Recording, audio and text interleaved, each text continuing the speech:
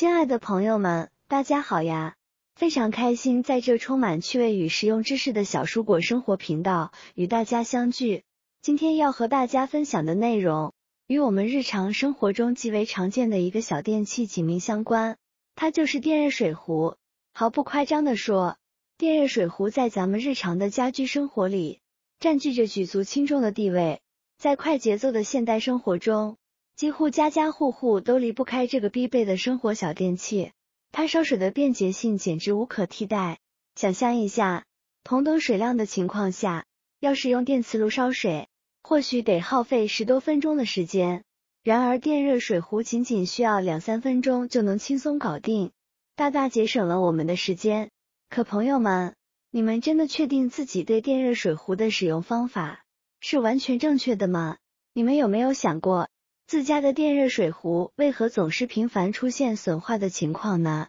别着急，今天我就来给大家全面且细致的普及一下电热水壶的正确使用方法，希望大家以后可千万别再用错了。咱们先来说说第一个重要的注意事项，那就是绝对不能先开热水壶开关再插插头，同样也不能先开热水壶开关再加水。在生活中，我们会发现有些朋友存在不太好的使用习惯，他们常常是接上电源之后，就直接打开开关，然后才慢悠悠的往水壶里加清水。或许他们这么做是觉得这样比较方便，又或者仅仅是出于一种长期养成的顺手习惯。但朋友们，你们知道吗？虽然从表面上看，这样做似乎并不会立刻引发什么特别严重的问题，可实际上，它会在潜移默化中缩短电热水壶的使用寿命，因为在我们打开开关的那一瞬间，水壶里边的电热盘就已经开始进入工作状态了，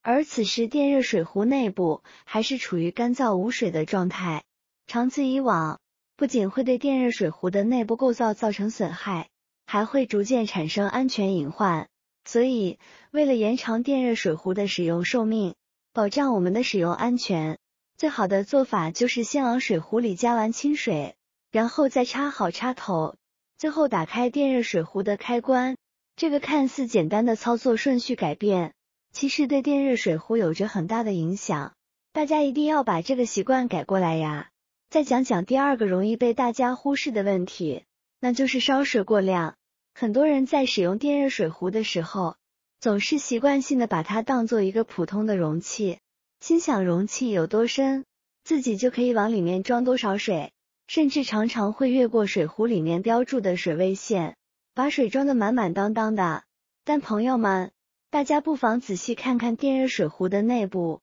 其实在里面有一个清晰的最高水位线标志，我们在接水的时候，千万不能太满，最好不要超过这个最高水位线。当我们水平观察时，将水位控制在水壶下端的位置是最为合适、最为保险的。当然啦，水也不能加得太少，因为电热水壶同样也是有最低水位线的。要是把水装得太满，在烧水的过程中，随着水温升高，水很容易沸腾溢出来，溢出的水滴落在桌面上，不仅会让桌面显得湿哒哒、乱糟糟的，影响家居环境的整洁。更糟糕的是，如果这些水滴不慎落在电路上，就极有可能造成电线短路，进而引发电器故障，严重的情况下甚至还会有发生火灾的危险。这可不是危言耸听，而是实实在在需要我们高度重视的安全隐患。另一方面，如果水加的太少，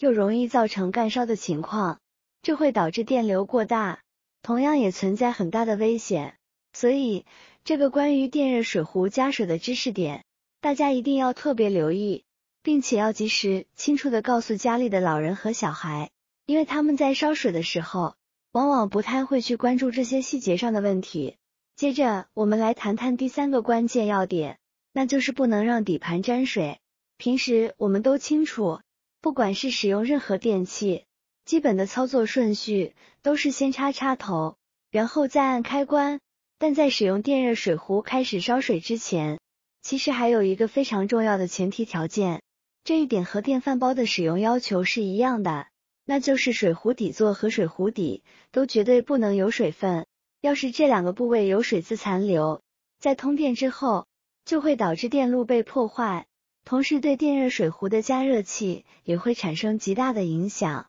会严重损害内部的零件，而且长期处于这种潮湿环境下，还会加速线路的老化，这无疑会大大缩短电热水壶的使用寿命。更为严重的是，这还存在着一定的安全隐患，一旦不小心，就可能会有触电的危险。所以，大家在每次使用电热水壶的时候，一定要格外仔细，将水壶底座和水壶底的水分完全彻底的擦干净之后，再进行插电使用，千万不能马虎大意。还有一个问题，相信有不少朋友在使用电热水壶的过程中都遇到过，那就是在使用的时候，突然发现指示灯不亮了，而且水壶也不再烧水了。这个时候，大部分朋友可能会下意识的认为是烧水壶坏掉了，然后就直接跑去买一个新的来用。但朋友们，你们知道吗？其实电热水壶出现这种情况，并不一定意味着它真的坏掉了。我们可以留意观察一下，在水壶的底座和烧水壶中间会有一个连接点，这个连接点是通过铜片来进行连接的。在底座中间通常会有两个铜片，当烧水壶使用的时间久了以后，这两个铜片很有可能会因为频繁的插拔或者其他原因而发生变形。一旦铜片变形，就会导致烧水壶接触不良，从而使得指示灯不亮，并且无法正常烧水。遇到这种情况，大家先别着急，也别忙着去买新的水壶，我们只需要准备一根牙签，在确保断电的安全情况下，用牙签把这两个铜片小心翼翼地拨回原来的形状就可以了。一般来说，只要铜片恢复到正常的形状，烧水壶就能重新恢复正常的工作状态，又可以继续为我们烧水了。通过这样简单的操作，我们就可以轻松省去一笔购买烧水壶的费用，是不是很实用呢？所以，以后当电热水壶出现类似问题的时候，大家不要轻易的就去更换水壶，先仔细检查一下自己所能检查的内容，这样就能避免花冤枉钱了。最后，还有一个不容忽视的方面，那就是要定期清理水垢。电热水壶使用的时间长了，就会不可避免的产生水垢。这些水垢中不仅含有碳酸钙等物质，还混杂着一些自来水中的重金属、细菌以及污垢等有害物质。要是长期不清理，我们饮用这样烧出来的水，会对人体健康造成很大的危害。而且，水垢的存在不但会影响烧水的效率，还会使得电热水壶内部的管内热量急剧增加，从而损坏电热管。不过，在清洗电热水壶内胆的时候，大家一定要注意，严禁用水直接冲洗，因为这样很容易造成电器绝缘损害，引发漏电现象或者导致其他故障。那么，该如何正确清洗电热水壶的内胆呢？下面我就把这个小技巧分享给大家。首先，我们准备一袋家用的小苏打，将适量的小苏打倒入水壶中，如果水壶内的水垢比较厚，可以稍微多加一点点。接着，再往水壶里倒入150毫升左右的白醋。这里需要注意的是，如果水位已经达到合适的位置，就不需要再额外加水了。然后把盖子盖好，开启电源，让水壶开始工作，将里边的溶液连续烧开2次，也就是烧开后先关掉电源，等冷却之后再次烧开。